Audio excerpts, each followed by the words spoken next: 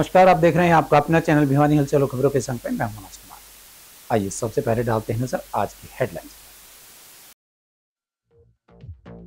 हरियाणा को आपदा घोषित करने की कांग्रेस पार्टी ने की मांग।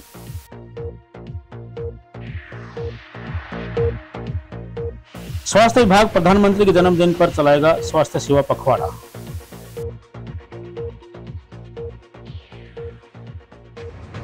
रेलवे ओवरब्रिज के निर्माण कार्य को चेक करने के लिए कमेटी का गठन। महाराजा अग्रसेन के सिद्धांतों को जीवन में उतारे, कहा प्रधान सुनील सर्राफ ने।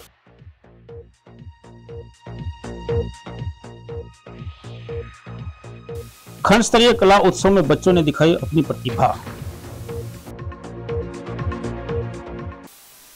और अब खबरें विस्तार से। हरियाणा के जल भराव और बाढ़ ग्रस्त क्षेत्रों को लेकर कांग्रेस नेताओं ने हरियाणा प्रदेश को बाढ़ग्रस्त घोषित करने की घोषणा के साथ ही 5,000 करोड़ रुपए के राहत पैकेज केंद्र सरकार द्वारा जारी करने की मांग। कांग्रेस के राष्ट्रीय सचिव प्रदीप नरवाल, पूर्व विधायक रावदान सिंह, ग्रामीण प्रधान अनिरुद्ध चौधरी व शहरी प्रधान प्रदीप गुलिया ने जिले के बाढ़ग्रस्त क्षेत्रों का दौरा किया और प्रति एकड़ 50,000 से 1 लाख रुपए मुआवजा दिए जाने की मांग की। इस दौरान माकपा नेता कामरेड ओम प्रकाश व कांग्रेस नेता कमल प्रधान ने राव दान सिंह को ताजा स्थिति से अवगत करवाया और सरकार व प्रशासन से विशेष गिरदावरी के बाद उचित मुआवजा दिए जाने की मांग की। कांग्रेस पार्टी के पूर्व विधायक राव दान सिंह ने कहा कि यदि सरकार दिखावे के बजाय समय से पहले जल निकासी की व्यवस्था करती तो ग्रामीणों और किसानों को इतनी बड़ी परेशानी का सामना नहीं करना पड़ता। उन्होंने आरोप लगाया कि भाजपा सरकार जल भराव के कारण नागरिकों और किसानों को हो रही परेशानियों के लिए पूरी तरह से जिम्मेदार है। उन्होंने कहा कि सरकार ने पहले से ही अनुमानित बारिश के बावजूद कोई ठोस कदम नहीं उठाए, जिसके परिणाम स्वरूप आज गांव में पानी भरा हुआ है, जिससे जनजीवन अस्त व्यस्त हो गया है। कांग्रेस शहरी जिला अध्यक्ष प्रदीप गुलिया ने सरकार की आलोचना करते हुए कहा कि भाजपा सरकार सिर्फ घोषणाएं करती है लेकिन जमीनी स्तर पर कोई कार्य नहीं करती। राष्ट्रीय सचिव प्रदीप नरवाल ने कहा कि बुआनीखेड़ा हल्के के कलिंगा गांव में बरसात के चलते मकान ढहने से 3 बच्चियों की मौत के बाद प्रशासन द्वारा 12 लाख रुपए की सहायता दिया जाना पर्याप्त मुआवजा नहीं है। इस परिवार के एक सदस्य को नौकरी दी जानी चाहिए। अखिल भारतीय किसान सभा युवा कल्याण संगठन के प्रतिनिधियों ने बाढ़ग्रस्त गांवों का दौरा किया। किसान सभा के उप प्रधान कामरेड ओम प्रकाश व संगठन के संरक्षक कमल प्रधान ने सरकार से 1 लाख रुपए प्रति एकड़ मुआवजे की मांग की। साथ ही उन्होंने बरसात के कारण गिरे मकानों का सर्वे करवाने की भी मांग की।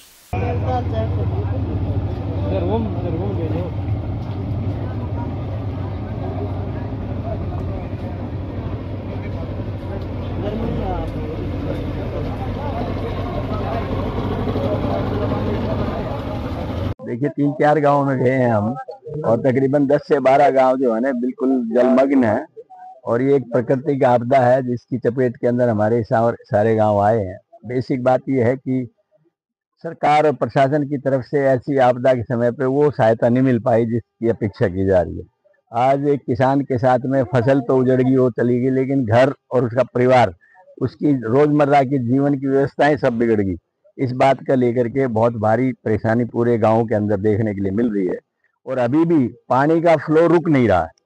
तो मेरा तो यही कहना है प्रशासन से कि पहले सबसे पहले पीछे से उसकी जो फीडबैक है पानी की, जहाँ से पानी आ रहा है उसको रोका जाए और इस पानी को निकासी के लिए कोई एक ऐसी जगह बताई है कि भाई यहाँ गार्डन के उसमें डाल दिया जाए तो शायद इसका ये समाधान हो सकता है।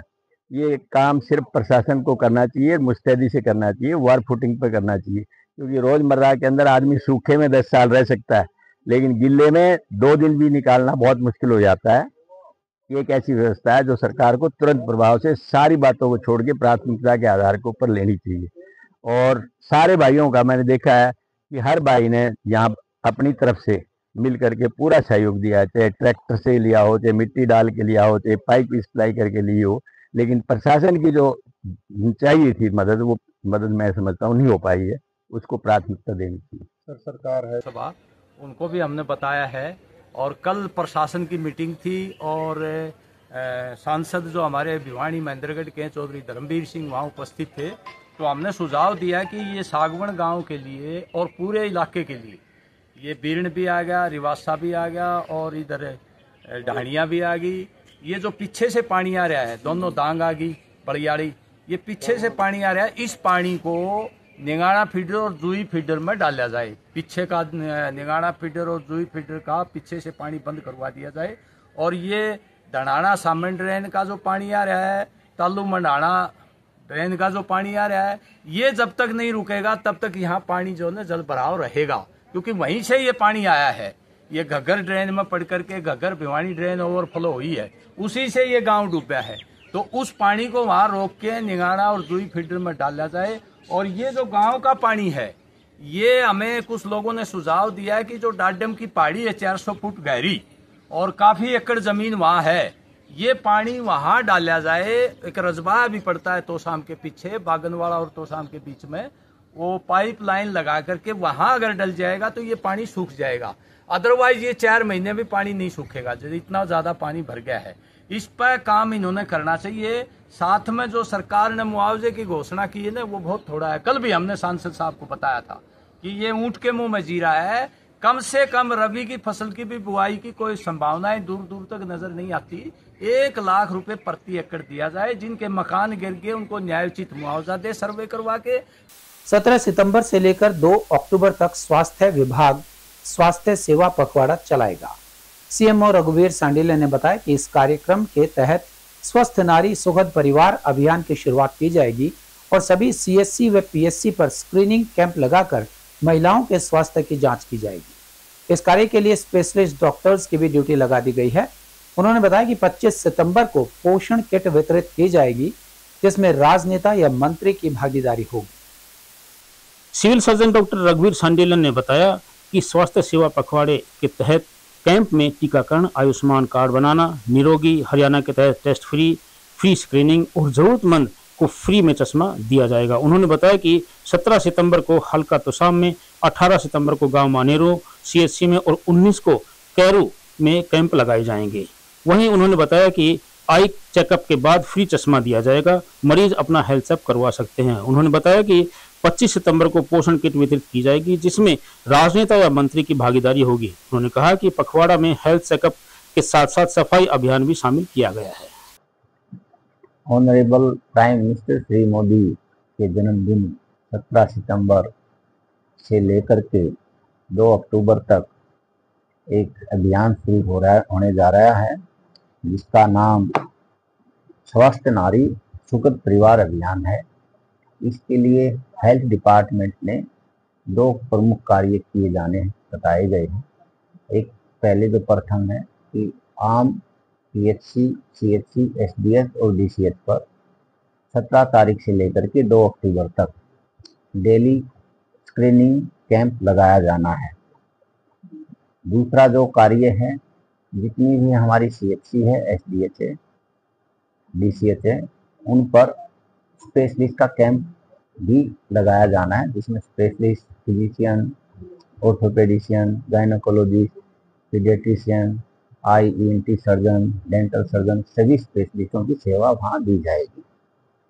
जो स्क्रीनिंग कैंप है उसमें खास करके आमतौर पर जो मैटरनल और चाइल्ड हेल्थ पर फोकस किया जाना है, लेकिन इसमें सभी तरह के एक्टिविटीज और सेवाएं दी जाएगी, जिसमें टीकाकरण है, आयुष्मान कार्ड बनाना है, टीबी एलिमिनेशन के तहत या सिम्टोमेटिक पेशेंटों को ढूंढना है, उसको स्पूटम एग्जामिनेशन करना है, निरोगी हरियाणा की स्कीम के तहत जो पेशेंट आयुष्मान बेनिफिशियरी है उसका कम्प्रिहेंसिव हेल्थ चेकअप किया जाना है, एनसीडी जो कोई पेशेंट है उसमें बीपी, शुगर और कैंसर के जो पेशेंट है उनकी स्क्रीनिंग की जानी, खास करके ब्रेस्ट कैंसर है, सर्वाइकल कैंसर है। तो ये अभियान हमारा जो 17 सितंबर से शुरू हो रहा है और 17 सितंबर से लेकर के 2 अक्टूबर तक का चलेगा। मैं आपके माध्यम से बताना चाहूँगा कि ये जो अभियान है हर सीएचसी पर काफ़ी से इसकी ज़्यादा से ज़्यादा लोग इसमें सम्मिलित होकर के अपना हेल्थ चेकअप करवाएं। लोहारू रोड पर रेलवे ओवरब्रिज के निर्माण कार्य में अब तेजी आने वाली है। पर्यावरण प्रहरी वेलफेयर सोसाइटी रेलवे पुल के निर्माण की अपडेट जानकारी लेगी और लेटेस्ट अपडेट पर नजर भी रखेगी। पुल निर्माण को लेकर 11 सदस्यीय कमेटी का गठन किया गया है, जो ऑफिसर्स से तालमेल बनाएगी। गौरतलब है कि रेलवे ओवरब्रिज के कार्य में देरी होने से यहां से गुजरने वाले हजारों वाहन चालकों को अनेक तरह की परेशानियों का सामना करना पड़ रहा है। लोहारू रोड के रेलवे ओवरब्रिज के निर्माण कार्य में तेजी रखने के लिए इस कमेटी का गठन किया गया है। नवगठित कमेटी में 11 सदस्य होंगे, क्योंकि कई बार बेवजह कोई अड़चन लगने से कई दिनों तक कार्य अटक जाता है। इस अड़चन की वजह से लोगों को भारी परेशानी उठानी पड़ती है, जिसके चलते इस कमेटी का गठन करने का फैसला लिया गया है। साथ ही नवगठित कमेटी रेलवे ओवरब्रिज के साथ हालुवास गेट इलाके में सर्विस रोड बनाए जाने की भी मांग करेगी, ताकि ऑटो व अन्य छोटे वाहनों को आराम से निकाला जा सके। रेलवे ओवरब्रिज के कार्य में तेजी होने से यहाँ से गुजरने वाले हजारों वाहन चालकों को अनेक परेशानी उठानी पड़ रही है। आए दिन जाम लग रहे हैं। अगर पुल का निर्माण हो जाए तो लोगों को इस समस्या से छुटकारा मिल जाएगा। आज ये 11 आदमी कमेटी बनाई गई है। ये लोहार रोड पर है, छपारिया धर्मकाटा। तो यहाँ पर हम बैठे हैं सभी, और जो लोहार रोड जो अपने हलवास गेट से जो लोहार रोड को मिलेगा, जो पुल बन रहा है, इसको लेकर के कमेटी गठित की गई है। क्योंकि काफी समय से यहाँ पर पुल का निर्माण कार्य नहीं चल रहा है। बार बार देख रहे हैं कि कभी कहीं से बंद हो जाता है, कभी कहीं से। तो आज इसको लेकर के सभी ने बैठक की है और कहा है कि जल्द से जल्द इसके पुल का काम पूरा होना चाहिए, क्योंकि आमजन को परेशानी हो रही है। और सर्विस रोड भी नहीं बनाए गए, जो कि ठेकेदार को पहले बनाने चाहिए थे, क्योंकि कभी बारिश के कारण आने वाले बच्चों को, बुजुर्गों को, ऑटो रिक्शा वो सभी न गिर जाते हैं, उनके कपड़े गंदे हो जाते हैं। तो कोई न कोई हादसा होता रहता है। ये जो पुल का काम 2 महीने से बंद पड़ा है, यहाँ पर आने जाने वाले लोगों को बड़ी भारी समस्या हो रही है। 50-40 हजार लोग डेली अप डाउन करते हैं। फाटक 2-2, 1.5 घंटा बंद रहती है। इसलिए हमने 11 आदमियों की कमेटी बढ़ाई है। 11 आदमियों की कमेटी छपारिया धर्मकांडे पे मीटिंग हुई है। हम सरकार से यही विनती करेंगे, इस पुल का काम जल्दी से जल्दी शुरू होना चाहिए और बराबर में नीचे साइड में सर्विस रोड चालू होना चाहिए। आज लोहारू रोड पे छपारिया धर्मकाटा पे हमने 11 आदमियों की कमेटी बनाई है। जो पुल का जो निर्माण कार्य बंद पड़ा है, इसको सुचारू रूप से चालू करवाने एवं जो साइड के जो सर्विस रोड देने हैं, उसके बाबत हम अधिकारियों से और जनप्रतिनिधियों से मिलके इस कार्रवाई को सुचारू रूप से चलाने का काम करेंगे। लोहारू रोड के जो पुल का निर्माण हो रहा है, जो रुका हुआ है काफी दिन से, जिसमें यहाँ पे आम जन को परेशानी हो रही है। और यहाँ पे एक छोटा स्कूल भी है, वेस्ट इंटरनेशनल स्कूल, जिसमें बच्चे आते जाते हैं, छोटे बच्चे।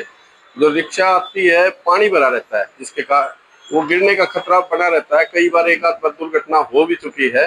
तो एक तो ये बड़ी समस्या है। दूसरा, यहाँ पे दुकानदार भाइयों को जाम के कारण बहुत भारी समस्या हो रही है और उनका काम भी रुका हुआ है। 1.5, 2 घंटे जाम लगा रहता है, जिसके कारण दुकानदार भाइयों की ना तो कोई सेल हो पाती, ना बिक्री हो पाती है, वो भी परेशान है। और आम जन जिनके पुल यहाँ निकला हुआ, वे लोग भी परेशान है।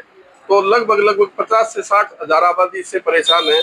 हम तो सरकार आज ये कमेटी बनाई इसी के कारण कि ये काम जल्द से जल्द हम जाके और प्रशासन से बात करें और इस विषय को उठाएं कि जल्द से जल्द इसका काम कार्य पूरा हो। श्री अग्रवाल सभा द्वारा आयोजित 16 दिवसीय महाराजा अग्रसेन जयंती महोत्सव की श्रृंखला में 5वें दिन श्रीमती अनारा देवी अग्रवाल विद्यालय में बच्चों द्वारा सांस्कृतिक कार्यक्रमों का आयोजन किया गया।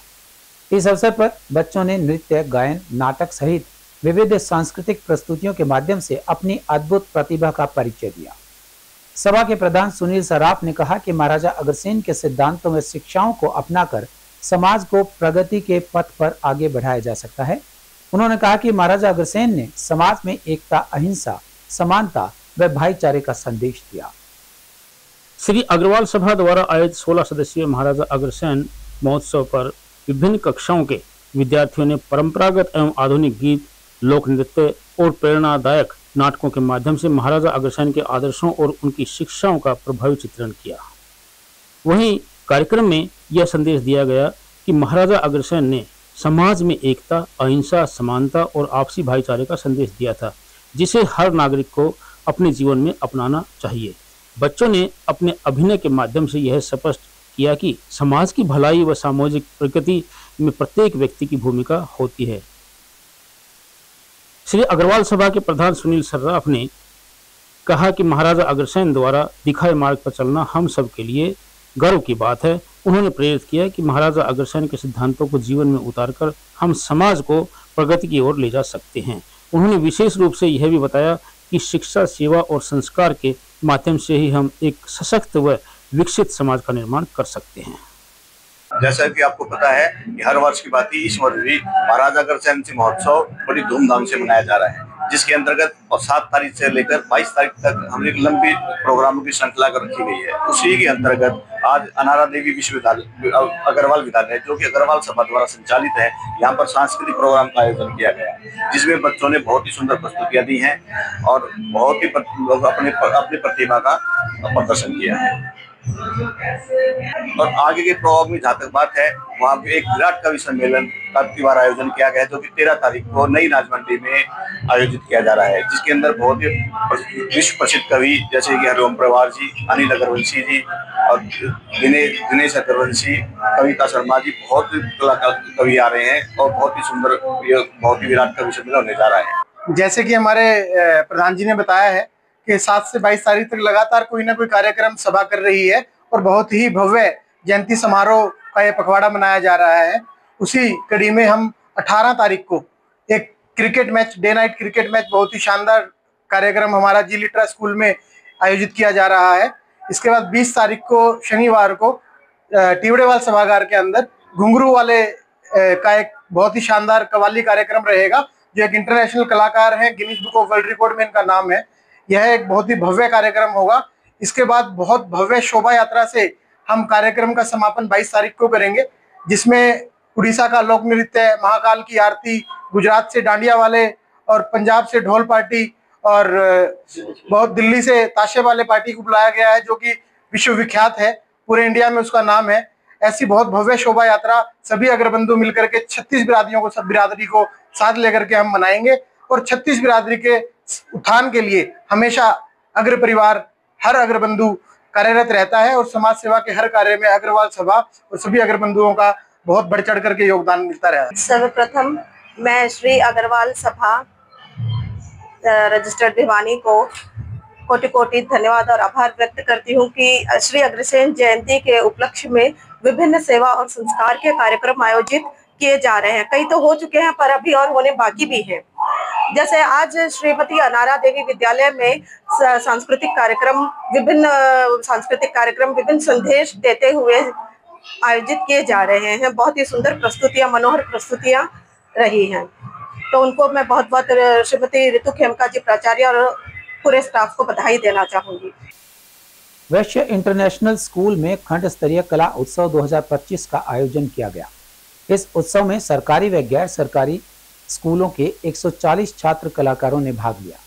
मुख्य अतिथि खंड शिक्षा अधिकारी डॉक्टर अनिल गौड़ एवं विद्यालय प्रबंधक शिवरतन गुप्ता ने कहा कि शिक्षा के साथ साथ विद्यार्थियों को विभिन्न प्रतियोगिताओं में अपनी प्रतिभा दिखाने का मौका मिलता है। इन प्रतियोगिताओं में छात्रों को संस्कृति, नृत्य, नाटक, दृश्य कला को दर्शाने का मौका मिला। उन्होंने कहा कि प्रथम स्थान पर रहने वाले विद्यार्थियों को जिला स्तर पर भाग लेने का मौका मिलेगा। वैश्य इंटरनेशनल स्कूल में खंड स्तरीय कला उत्सव 2025 कार्यक्रम में मुख्य अतिथि बीईओ डॉक्टर अनिल गौड़ और विद्यालय प्रबंधक शिवरतन गुप्ता ने कहा कि शिक्षा के साथ साथ विद्यार्थियों में विभिन्न सांस्कृतिक प्रतियोगिताओं से प्रतिभा दिखाने का मौका मिलता है। इस प्रतियोगिता में देश की विभिन्न संस्कृति, नृत्य, नाटक, दृश्य कला को दर्शाने का छात्रों को मौका मिला। उन्होंने कहा कि इस प्रतियोगिता में प्रथम स्थान रहने वाले विद्यार्थियों को जिला स्तर पर आयोजित प्रतियोगिता में भाग लेने का मौका मिलेगा। नाटक प्रतियोगिता में वैश्य इंटरनेशनल स्कूल प्रथम, SRS लैब स्कूल द्वितीय व PM श्री स्कूल तृतीय स्थान पर रहे। दृश्य कला प्रतियोगिता में राजकीय स्कूल पालुवास प्रथम, KM पब्लिक स्कूल द्वितीय, राजकीय PM श्री स्कूल तृतीय स्थान पर रहे। समूह दृश्य कला में राजकीय स्कूल पालुवास प्रथम, राजकीय कन्या स्कूल मान्हेरू द्वितीय और वैश्य इंटरनेशनल स्कूल तृतीय स्थान पर रहे। आज कला उत्सव का ये कार्यक्रम है, खंड स्तरीय कार्यक्रम है। इसमें 20 विद्यालयों से, जिसमें प्राइवेट भी है और सरकारी भी है, लगभग 150 के आसपास बच्चे भाग ले रहे हैं।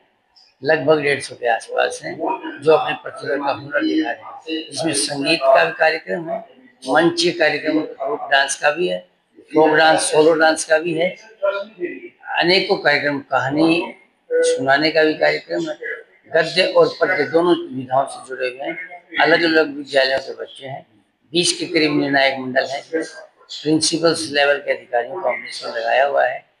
बिल्कुल अच्छा और बच्चों की प्रतिभा को निखारने का, एक हुनर संवारने का कार्यक्रम है, जो कि हम उस कार्यक्रम में सफल होंगे आपके आस।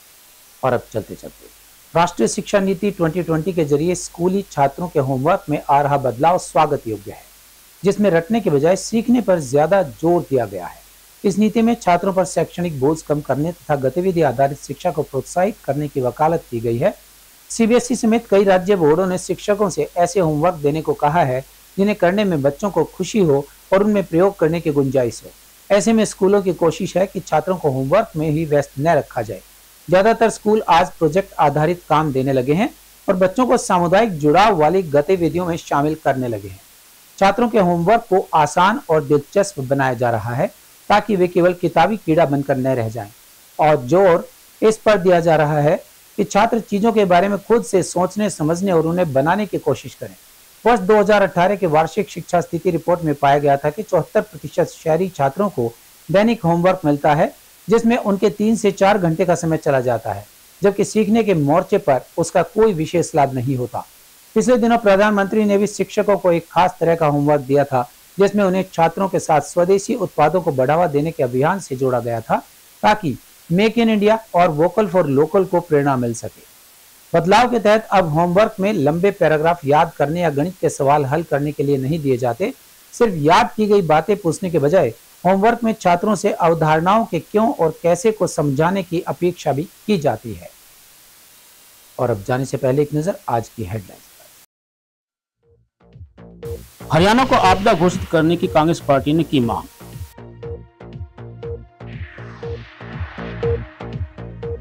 स्वास्थ्य विभाग प्रधानमंत्री के जन्मदिन पर चलाएगा स्वास्थ्य सेवा पखवाड़ा।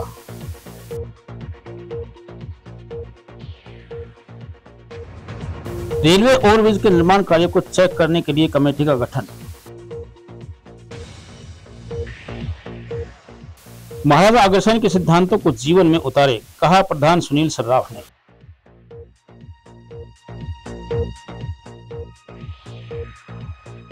खंड स्तरीय कला उत्सव में बच्चों ने दिखाई अपनी प्रतिभा। हमारे आज लिंक में बस इतना ही। अगले लिंक के लिए देखते रहिएगा आपका अपना चैनल भिवानी हलचल।